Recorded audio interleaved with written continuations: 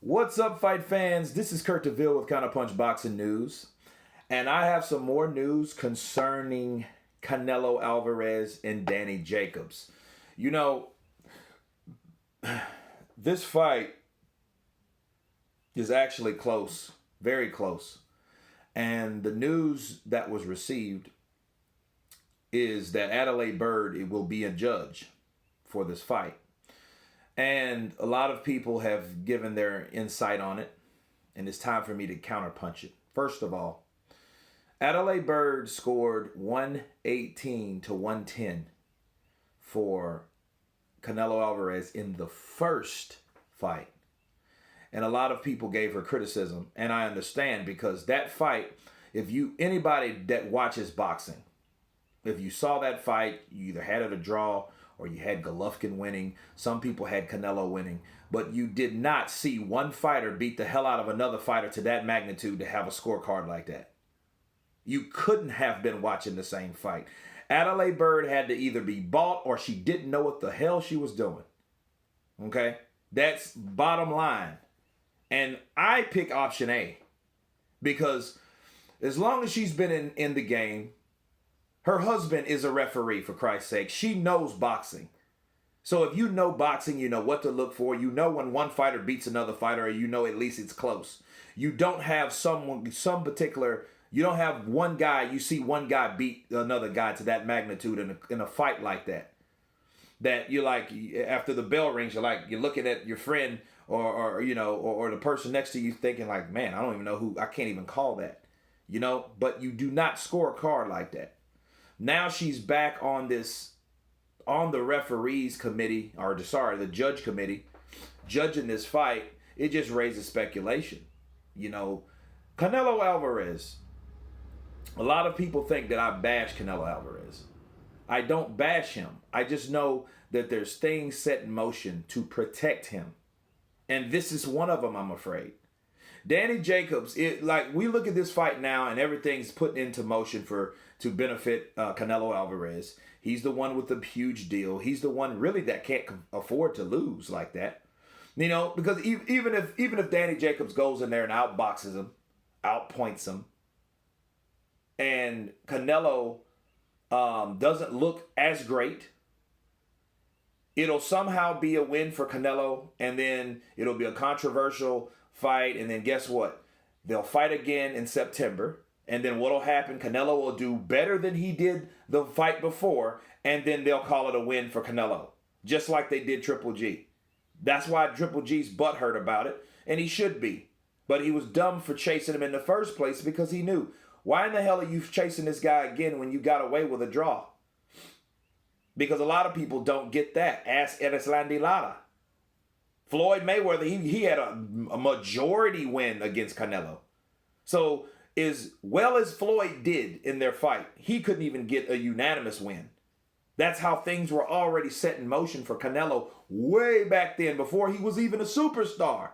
So that tells you that he was protected a long time ago. Those seeds were being planted for him to be a superstar. Okay? A long time ago. Danny Jacobs isn't. I just did a video and a quick breakdown on The Roots. It's a DAZN show, okay? And even Danny was saying how they were treating Canelo, versus how they were treating him. And it was like night and day. They had treated him like he was the champion, or he was this star, versus Danny Jacobs was like he was some bum without a belt, but he has the IBF belt. He has the IBF belt. He's the middleweight champion of the world. He's pretty much one of the best heavy middleweights that we have today. Okay? Before Canelo even got there, Danny Jacobs was there showing his dominance. And since his loss to Triple G, and a lot of people think he beat Triple G, he beat 4 straight undefeated fighters. He pulled a Dillian White. He fought guys that, like, all high-banging guys, high-caliber guys, So, but Danny Jacobs is not the draw, just like Lara wasn't the draw. Okay? He wasn't going to fight him again. And if Danny Jacobs gives him such a hard time and then he gets away with a split decision win, he won't fight him again. You know what I mean? Just like he did Lara. Because I realize this about Canelo. Canelo will never fight a guy if that guy's actually beat him. He never fought Mayweather again. He wants to fight Mayweather now, much, much later in his life, which is stupid. You know, dude's 42. Stop. You know, you don't want to fight like that. You're well in your prime. You know? He didn't want to fight Lara, and that was weird. Why would you not fight a guy when you got a split decision win over the guy? So there's a lot of people to this day feel that Lara beat him, you know, or it was a draw. So if it was that case, like the Golovkin-Canelo was a draw, why didn't you give Lara a rematch? Because they weren't trying to take a fight like that with Lara. You know what I mean? Because there's no adjustments that you can make Canelo Alvarez better with that caliber, with that style of fighter. Like Floyd will beat Canelo any day of the week. 10 times out of 10 because of the way he fights. Okay? Lara the same way. He doesn't fall, he doesn't cut off the ring on fighters. He likes to counterpunch. Guys that box and move won't give him the opportunity to counterpunch. So he won't fight those type guys. But Adalaide Byrd being that person, she's that buffer to Canelo. She's that help that will, you know, hey, well, this fight, and watch when this happens. It'll be what'll stink about this, you have someone that you already know shady, because she's proven to be shady. And then if the fight is a great fight, what'll take away from this fight would be her shitty scorecard. You see what I'm saying? That's the worst thing about it.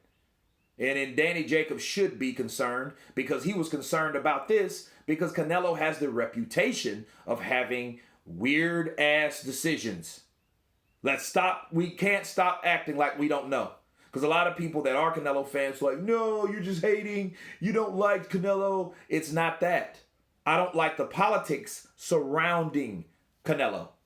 Because that's what we have. We have politics in place in motion to help Canelo win fights. Because they know this is a business. And Canelo Alvarez's brand is business. And they want to protect that. You know what I mean? So a network or a streaming service like DAZN will allow someone like Adalaide Byrd that had favoritism towards Canelo in a fight that people seem to look at that shit like there's no way you could have got that. Why would you let this person back into the sport? You know what I'm saying? That's, you know, and so at the end of the day, you can't get mad about people leaving the sport of boxing or people criticizing the sport of boxing because of shit like this. You know? If you see a fight, you want the best man to win. Whatever happened of days of Sugar Shane Mosley and Oscar De La Hoya. Sugar Shane Mosley was a great lightweight, and he went to welterweight and he beat Oscar De La Hoya. He did it twice. But see, Oscar De La Hoya didn't have that type of protection that Canelo has. Because Oscar was the one that made it. He's the one that built this protection. He built this insurance plan for Canelo because he knew as a fighter he didn't have it. Remember the Trinidad fight? Okay? If you guys been watching boxing like that, it's the roots of the nature. It's like, I want this fighter that I train, that I, want to walk in my footsteps. I want him protected because I didn't have that protection. And because of that, Canelo Alvarez is doing a lot better in his career than Oscar has because Oscar didn't have that protection like Canelo has.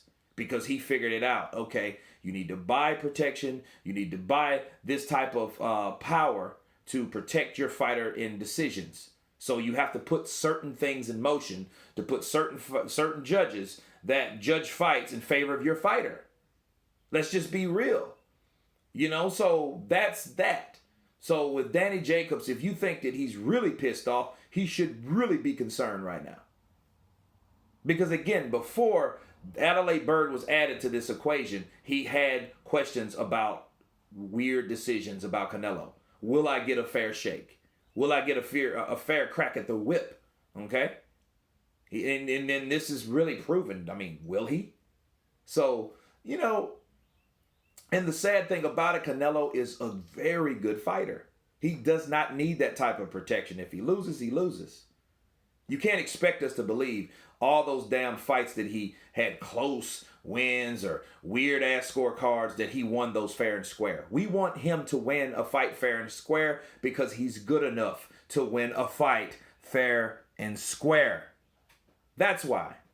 That's my counterpunch on that, guys. You guys tell me, is Canelo Alvarez protected? Is Adalaide Byrd really a mole that's put back in the sport of boxing to protect Canelo Alvarez? Please leave your comments below. Of course, please subscribe. And you guys been Counterpunched. Peace.